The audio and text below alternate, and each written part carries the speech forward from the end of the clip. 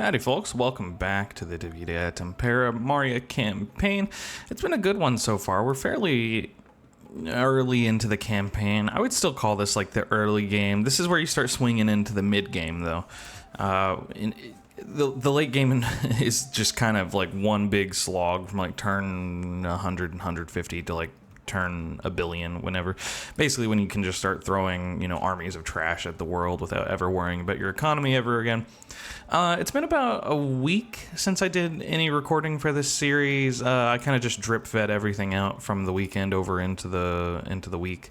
I guess that was actually week before last. That might have been like 2 weeks. And then I got busy with stuff. I'm dealing with some car junk and blah, blah, blah. Anywho, I got to kind of refamiliarize myself with what's going on. And I started off with that, looking at the economy and thinking about our income. So if you actually go to the settlement details, and some of you may never click this, but if you actually go and look, you can see that Impera, of course, understandably, is our most profitable settlement. But you look at Y hovering over there, and you see most of its subsistence, which is mostly coming from our main chain settlement building. And if you kind of look at everything, you'll see that it's not the same, of course, for these minor settlements, right? Most of their income's coming from our agriculture, which is good because that's where we're focused. And you'll see it's the same in Artacoana over here with the 563 from subsistence, although we have a negative 24% debuff. Where's that coming from? Is that the, I actually don't know where that negative 24% is coming from in subsistence. That's a pretty large debuff, right? Is that over here too? No, we get plus 29. Okay, well, I'm not sure what that's from, but regardless, my point is that a lot of our profit comes from these main chain settlement buildings, especially in our bigger settlements. And normally at this stage of the campaign, I would be rushing towards construction technology here to get that level 3 chain, because you want that for a number of reasons, especially in your foreign cities. Your level 3 will often give you some kind of, important unit, which you want. And here it would give us cataphracts and horse archers. The problem is that, well, A, the units that I could get here are not particularly exciting. It's not like I'm getting Spartan hoplites or any kind of hoplites or pikes or shot cavalry I can afford, looking at you, Hecatompilos. And we're not really, we don't have the food to support it, is the other issue. So we're looking at 8 food, and that's because we're a faction that doesn't have cows. When you're a faction that has cows, and some people believe that the cows are overpowered, and well, maybe they're right. You're getting crazy income, better than this. At level 3, compared to the Warhorse, at level 3, you're getting the 500 income, and you're getting food. Whereas you look at the Warhorses here, which not only, they don't even give you food at all, you're not making the income either, and the only thing you're getting off of that is a little bit of charge bonus, whatever, and then a little bit of cavalry recruitment costs. I mean, you're not going to take a whole province and get 3 fully upgraded level 4 war horses for negative 18 food for 1500 wealth per turn to get 24%, a quarter better cavalry charge bonus, and 36% cavalry recruitment cost. It's just not worth it. I can't find a reason to justify that ever. You shouldn't be putting yourself into situations where you need cavalry that good to save your bacon. And if you're making your whole empire work like that for unit recruitment, you're losing out on economic opportunities that you need. So with the same amount of effort and min-maxing, you could just be fielding 2 more stacks on top of that instead. It doesn't make any sense. You would never do that. I don't see the point. So there might be some highly specialized cases where it's really useful, but I can't find them to save my life. So economically wise, I feel kind of stuck here because I can't get these level 3 settlements. We need to go for crop rotation. We need to get the level 3 grain silos. That's going to be, I think, the next step. And this is what we did for Maurya too. It only gives us the 150 extra wealth, but it does also give us an extra flat 10% wealth from agriculture. You put 2 or 3 of those in each of your settlements, you're looking at 20% from here, and then you're looking at 10% here, and eventually up to Eastern Bazaar here, which is in a similar chain, not the same chain though. We got to think about that. Our tech rate's pretty fast, isn't it? That seems kind of quick. Am I crazy? What's our speed? 132? That's not that fast. Okay, never mind. Beyond that, we need to start thinking about where we want to expand next, because we basically ended the wars over here, and I don't know what the hell I said last time about what I was going to do. I would guess that the biggest threat is probably Parthia, but I was looking at my diplomacy screen in between the episodes here, and I'm noticing that the people that hate us the most, second most hated besides people we're at war with, is actually some of these, I guess, nomadic peoples up north. I guess they're not nomads anymore if they have a capital, huh? But this is like the steppe, I guess, right? I will admit to knowing very, very little about this entire geographic region. Unfortunately, like many people, I am biased by Western history. That's about all I know.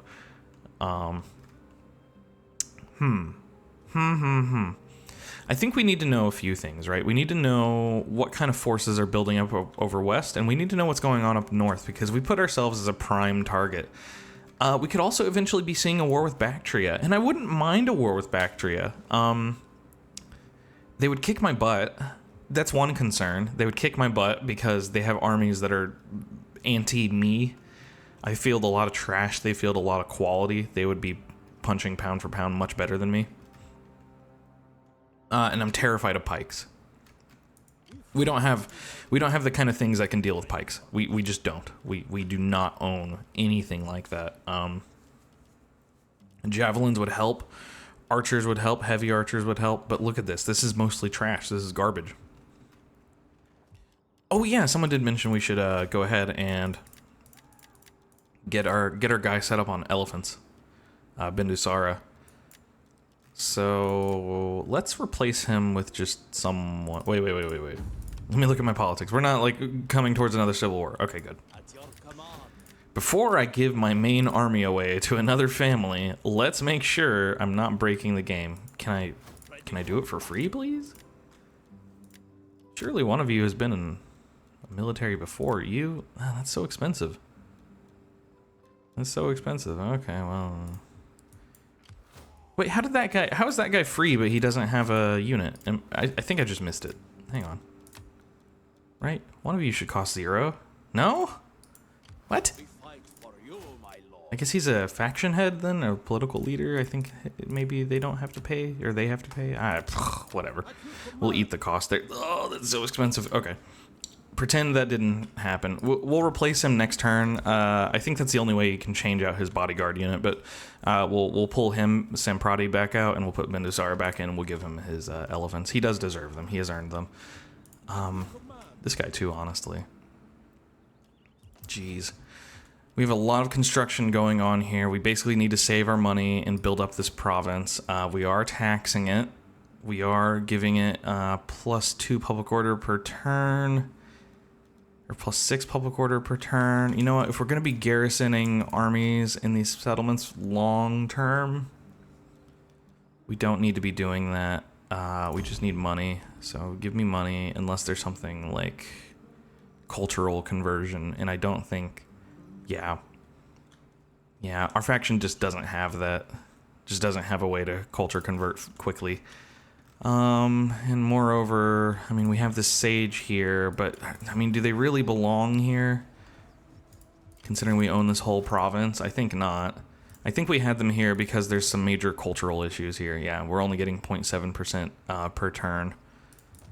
What is causing them to be happy enough to not be pissed? Events. Yeah, that's not good. Okay, well, it's just not a priority. I mean, this is important to hold this, but it's just not a priority right now. Come over here, Sage, and administer your teachings in this area, please. We're probably going to be looking at more profit from Parthava. Or, I'm sorry, is this Parthava? Yeah, it is Parthava, yeah. 4,349 per turn isn't bad on top of the 6,000 here, and we're fielding a lot of trash, so we're getting a lot of profit. We gotta swing this prophet in as far as we can without getting killed by someone big first. Atropatkin is scaring me. They are big. They are scary. We're looking at keeping these armies in place for a while. Let's scout up north and take a look. We got some forces building up here. Doesn't really look like it. They're not recruiting actively. They do have some armies running around, though. What's your relationship between Bactria and them? Okay, they hate each other. Oh, they're at war. That's probably why they hate me, huh? Because I'm friendly with them. Check that. Yeah, treaties with Bactria, trespasses. I trespassed? When? What, my spy? I don't think that counts. I must have been on their territory. I don't remember doing that, but okay. Yeah, alright, that makes sense. They're going to be distracted with Bactria and vice versa. Bactria will probably be wanting to expand up north to Koth then. If Bactria doesn't want to expand into me, and they may. They may, but they have alternate avenues.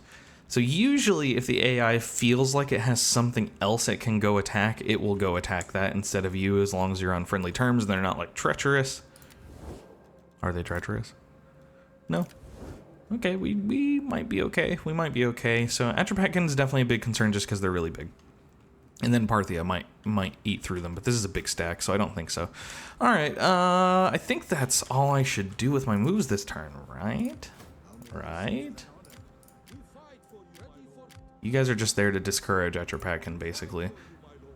Oh, by the way, I've turned up the audio just a smidge, and I've upped the brightness just a smidge on the game to make it look better on YouTube. YouTube encodes the stuff and makes it kind of dark. Hopefully it looks okay. If not, then I will fix it later. Right, our garrison forces here just to hold these pirates back. Man, we're gonna be holding these guys back for the whole game. I can't imagine when I will have the money and the inclination to make a whole fleet just to deal with a bunch of crappy pirates. It's too expensive. How do they get the money for these boats? Actually, that's a really interesting question I have, because from what I understand, in the ancient world, pirates were very, very dangerous, but I'm very curious about how they have the resources for ships. I imagine it's similar. What? Okay, yeah, see, they want to move through my territory. Yes. They want to move through my territory to kill the Sokka. I'm fine with that. Go for it. But yeah, I guess it might be the same way that pirates did such things, you know, in the golden age of piracy, which is they were sailors already. They were military sailors, and then when the war ends, what do you do with the soldiers? They got to do something. Huh. What are you guys going to do? The world's tiniest Parthian army. Now, where did the Atropatkin army go? I imagine it's riding against Parthia. Parthia losing its ancestral home to me. Coming of age, cool. Oh, mission successful for maintaining 60 units in total. Yes, please, money. Money. We've got to have money. Alright, we've got some stuff completing over here in Hekatompilos. One problem I am a little bit worried about is I can't sit in this settlement too long or I'll eat all their food. I think I'm gonna maybe move across the border. Right here. Yeah, like right there. There you go. Now we're not eating the food from the town. Give them a couple turns to replenish. They need to get their supply pit set up. Besides that, what was I looking for? Warhorse pens, I think, is what I've been going for. No, Eastern Market. Was I crazy or did I not see that? They don't have that option? Ooh, why? Help. That's weird. I guess we'll continue stacking agriculture. It's not super efficient for this faction. That's very true. There's probably a more efficient build that you could do for this. and I'm just not familiar. What are we building here? Just a regular sacred site. So Susi, I've got building double temples to deal with the conversion because this is going to take a bit to convert. So this one I want to be whatever is max for conversion for Hindu, which will be the Shrine of Vishnu. Makes sense. That make it the sense. Now we have this force up here. I mean, yeah, I think I want to leave them right where they are. We're not generating a whole lot of agriculture. Yikes. Right, and it's autumn, so this town will run out of food very, very soon then. So I need to move them. I don't want to move them, though, is the thing. So it's going to encourage these dudes to move south on me. As soon as they detect that, they will come attack me. Probably. I feel like Bactria wants to attack me too. I feel like they're thinking about it. Well, you're just gonna have to sit there. If you starve for a turn or two while I move you away, so be it. We've got to stabilize things. We are very, you know, we look expansive, but we are very precarious, to be honest. Especially because I'm not really able to invest in a better military at this time. I just don't have the funds. Not the turn per turn funds, really. We need a better infantry division. That's one of the big things right now. Oh, and I need to replace Mr. Man. Come here. Alright, Bindusara. Hire. Give me the elephants. Oh, they're so expensive. That's okay. He has the ability to make his men cheaper, though, as you've seen just now. So that it's a net win, and now we have 3 elephants in the army. The concern with elephants is they can die in weird ways, but I guess they're less precarious than cavalry. I mean, cavalry you can just die on the opening charge. It would just really suck to have the general's elephant unit rampage. It's like, well, I can't kill them. And I think they're more vulnerable while they're being rampaged as well. More vulnerable to attack. So I need to replace all of the infantry in this army with better infantry. So 1, 2, 3, 4, 5, 6, 7, 8, 9, 10, 11, 12, 13, 14, 15, 16, 17. About 17 or so infantry. Maybe we knock it to 15. Maybe we do 7, 7, 2 lines of 7. At 17, that leaves us 3 slots for something like cavalry or more elephants. Triple elephants, maybe. So let's commit to 14. We have plenty of population to work with here. We're going to have to recruit kind of slow-ish, I guess. We'll have Garabava be the one to do that, sure. And, dude, one of the reasons it's so hard to get my brightness settings right is because of the desert. Like, it's so bright. It's not like, you know, over here where it's nice and dark and green and lush. Alright. So what am I thinking? What do I want to do here? Do I want to do like swords? Do I want to do spears? What am I thinking I'm going to go up against? I mean, it could be both. If I end up going up against Parthia, I'm looking at swords, needing spears. And if I'm going up against Bactria, which I might end up doing, it's going to be looking like I need more swords. And if I go up against these dudes up here, the Saka, I'm going to need probably swords, or no, bows. Not English. I'm so sorry. Spears. So this is challenging. I'm thinking it's going to have to be at least some level of spears. I feel like I want to replace some of these archers with some swordsmen that can actually fight a little bit in melee too. So we have spearmen that can fight in melee, or spearmen that are also bows, and they have great range. But what about these levy longbows? I mean, they're still good, right? They're still good for levies, but they could be better. I think having forces that are flexible, that can do a little bit of melee, are really, really valuable. So, but that replaces archers, which I wasn't even planning to have that ready for the economy. Wow. We're gonna go spears. So I would say 7 spears. That'd be a pretty large main line. And flank guard maybe, like 4 or 5 in the front, 2 on the sides to protect like my big archer lines, possibly. And then I'm thinking maybe we do like allied swords. And they're cheaper, so I should recruit them first. We will recruit, so we can recruit 4 per turn. I'm gonna recruit 2 per turn. Let my economy build up a little bit before I smash it to pieces. Because I still need to invest some money in some other stuff. While I'm thinking about that, do I want the 13 turns of wait time to get 4 cultural conversion across the entire empire and loyalty from my political parties? Or do I want to go, like I was discussing before, 4 plus 5, so 9, 17 turns to get my grain silos up for my economy? That's a spicy decision. I think ultimately I'm going to go with the cultural conversion. It's very important to me strategically, and this is how I play most of my games, to keep my public order at home strong.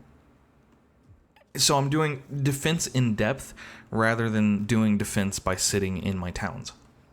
You sit in your towns, especially with 41 units activated, which, whoops, I just realized I need to make a tutorial video for someone. Whoops, I've totally slipped my mind. I've been really busy. My bad. But yeah, once you're dealing with 41 units in a single army and they're eating all the food in the town, that's actually kind of problematic to sit them there forever, and you get locked in. You're not advancing. You're not expanding. You got to be agile, and you can't be agile if you're dealing with potential rebellions everywhere. The only reason these people are kind of happy right now is because I'm sitting a stack in one of the towns, which is eating the food right now, which means I'm going to have to move away, which means I'm going to have to risk attack from these guys or from Bactria. See, it's a problem. It's a problem. So, yeah, cultural conversion is the biggest issue we're dealing with as an empire right now, besides just, regular income problems and whatnot. I could raise the taxes on everyone, but we do have a populist, and we're at a 13% chance of rebellion right now due to other factors. What other factors those might be, I couldn't tell you. Jeez, dude, these guys are intractable. I can't work with them. They're unreasonable.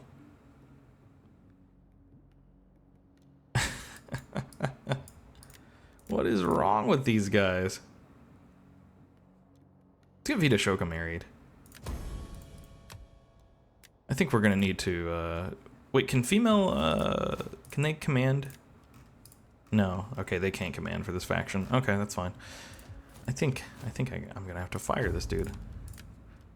Also, having to pay these guys a freaking tithe to shut the hell up and leave me alone is, it's costing me a lot of cash. It's costing me a lot of cash and a lot of growth for my faction. How much money would I be making if I raised a very high? Okay, not worth it. 3,000 plus difference isn't enough for me to care. That was weird. Did you see those texture pop-ins?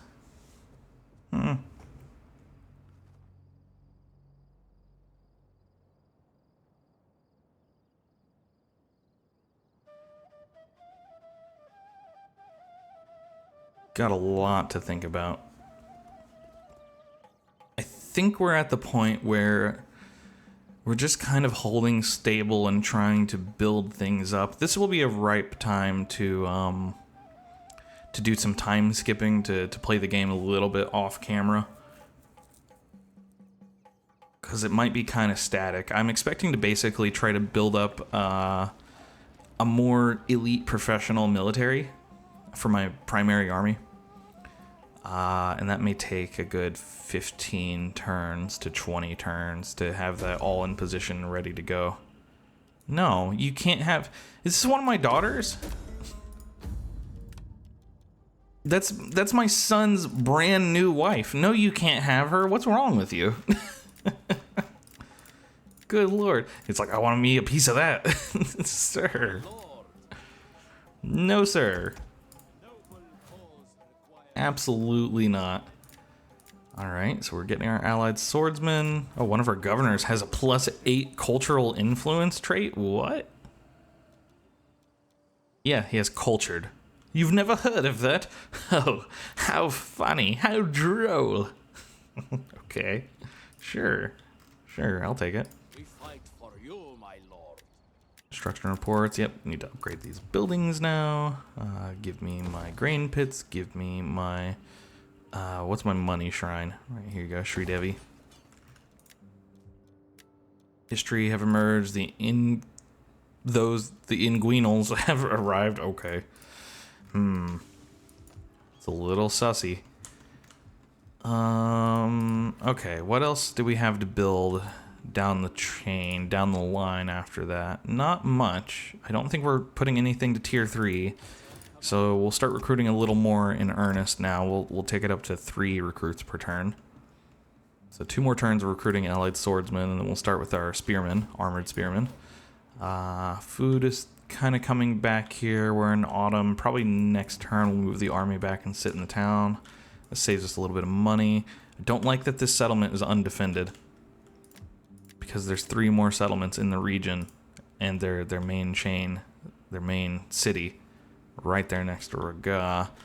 Let's move the spy back. Let's move this spy back. He'll be there in 2 turns. He can keep an eye on that for me. I'm worried about an attack from the west more than I am from the north right now.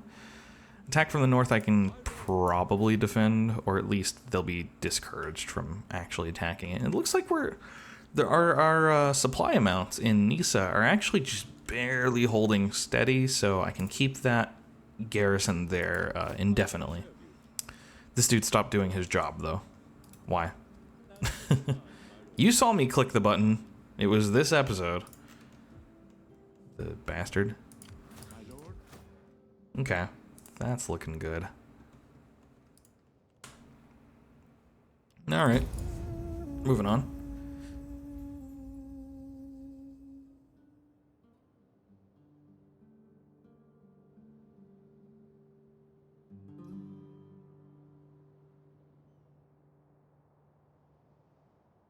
Definitely feels like things have calmed down.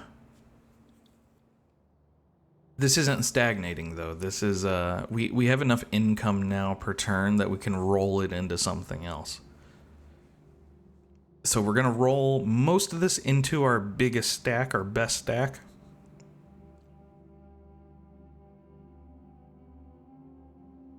It ain't all perfect, though. One of the big concerns is the lack of siege artillery is one of them. We just don't really have what we need to... What are you doing? Pirates? You can't have it. Yeah, it's going to be difficult for us to take big cities like this. Ooh. Civil progression. Extra tech speed is really nice at this time. This guy's not from our main, right? Yeah, he's from the Sarashtan court. We have a 3% risk of secession, even while we are paying them to secure their loyalty, and from the Sarashtan court at the same time, mainly due to Patriot.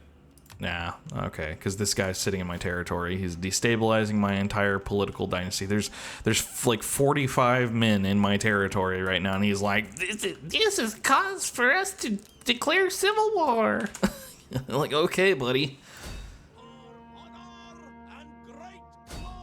As I try to restrain myself from making comments about the American political system right now. Ahem. What are these guys' freaking problems, dude? Leave me alone. Go do something good for the Empire instead of spending like $2,000 per turn on freaking bribes, man. Man, if it keeps going like that, I just gotta be like, okay, like no political parties. We're not doing political parties anymore. We're gonna kill everyone. It would actually limit how many armies I could have because we won't produce population fast enough. I don't want these guys to have any traits. Whatever. You can have taxes. Give me taxes. Sure. Whatever. Public order. Sure. Ready for I'm like scared of giving these dudes any military now. So we have 5. our 2 lord more. needs good fighters. You know, the Macemen would have probably been a better pick. So they have comparable traits, actually. They're slower. That's the big thing, is that they're slower. But they do have AP damage of 16. Wow. Those would have been better. Okay. Well, we'll know that for the next force we do. I'm not going to delete all of these and recreate them for that. We'll keep training. We'll go up to 4 training per turn now. That keeps us making a good amount of money per turn. At your command. Let's try to push those guys out of our territory. Still making a good amount of public order per turn. You guys are at -6 now. Right, you're a general, so I can't even do stuff with you. I'll get you married. That takes you down to -2. How much would it cost me to put a buff on Parthava? 1,500? Yeah, whatever. My money's not valuable to me. I hate having money. Yeah, these political parties are starting to make me tilt a little bit. All right, cool. That's a first. That's a good welcome back session to the stuff. I'll see you guys on the next one. I'm gonna figure out what if I want to just go ahead and provoke yet another civil war, or how I feel about doing that sort of thing. And I might skip a little bit of time if I decide to not do anything major. I may skip a few turns and just work on my military a little bit, and then we'll jump back in. But see you guys later, and hope you have a good one. Peace.